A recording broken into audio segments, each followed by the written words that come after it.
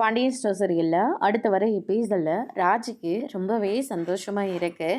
அதுக்கு அடுத்து தான் நம்ம கதிர் இருந்துட்டு உனக்கு ஏதாவது கோவமா அப்படின்னு சொல்லிட்டு கேட்கவும், எனக்கு என்ன கோவம் இல்லை, உங்கள் அப்பா தேடி வந்து பணம் கொடுக்கறதா சொன்னார், ஆனால் நான் வேண்டான்னு சொல்லிட்டேன், அதனால் உனக்கு ஏதாவது என் மேலே கோவமா அப்படின்னு சொல்லிட்டு கேட்கவும், ராஜி இருந்துட்டு எனக்கு அதில் எந்த கோவம் இல்லை, உன்னை நினச்சா எனக்கு ரொம்ப பெருமையாக தான் இருக்குது அப்படின்னு சொல்லிட்டு நம்ம ராஜி வந்து சொல்லிக்கிட்டு இருக்காங்க.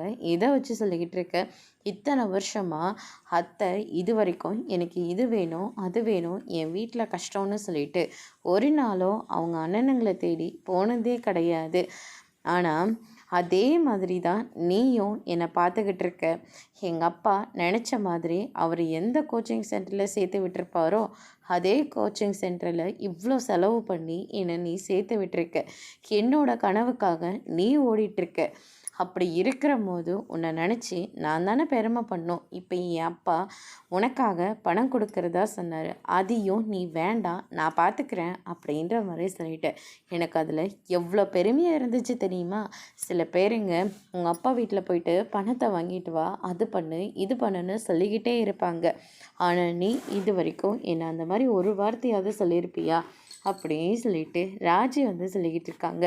அதுக்கடுத்து தான் இந்த சைடு முத்துவேல் இருந்துட்டு கதிர் வேண்டான்னு சொன்னது இது எல்லாத்தையும் நினச்சி பார்த்து ரொம்பவே சந்தோஷப்படுறாரு.